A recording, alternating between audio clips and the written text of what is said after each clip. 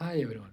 In this video, we'll be looking into a game between Grandmaster Alexander Injik and Grandmaster Arjun Erigaisi from the round 4 of FIDE Chess Olympia 2024 between Serbia and India. Let's jump right into the game. Alexander Injik, starting with the white pieces, go for 1 knight to f3.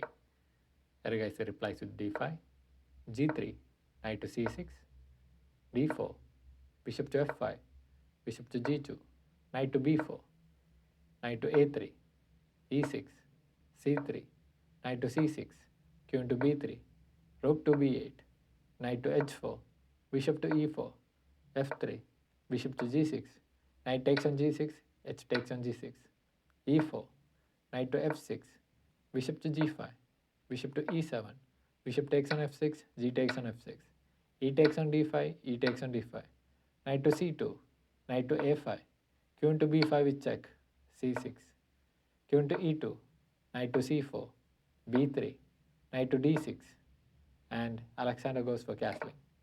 King to f8, knight to e1, q into a5, rook to c1, knight to f5, b4, q into c7, f4, a5, a3, rook to e8, q into d2, knight to d6, knight to c2, f5, rook on f to e1, king to g7, rook to e2, rook to a8, rook on e to e1, bishop to f6, rook to e2, a takes on b4, a takes on b4, rook to a2. So if you look at this position, after 31 moves, Arjun Erigaisi is having a slight advantage of minus 1.2. The right continuation here for Alexander Injik is putting the q into e1, or putting the bishop to f3, or putting the q into d1. All these three options are pretty much fine to minimize the damage, but instead he'll play rook on e to e1, and this is a mistake, and Erigaisi is having an advantage of minus 2 now, and he continues with rook on h to a8, rook to a1, q into b6, rook on e to b1, rook on h to a4, q into c1, q into a7, rook takes on a2, rook takes on a2. And if you look at this position, after 36 move, Erigaisi is having a winning advantage of minus 2.6.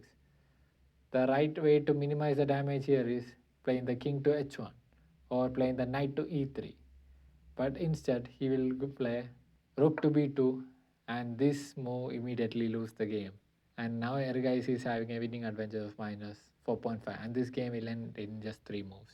And Erigaisi continues with knight to b5, rook to b3. If you have seen the Erigaisi's round 3 game against Hungary B team, he there finished the game with a queen sacrifice and forced mate in 3 moves. So he is in that mode of sacrificing pieces, and this time he decided to go ahead and sacrifice his knight, and he plays knight takes on c3, giving up a knight for a pawn. Alexander accepts a sacrifice and play a rook takes on c3. Now comes the continuation. Bishop takes on d4 with check. Knight takes on d4. So Alexander is 4 points of material up now.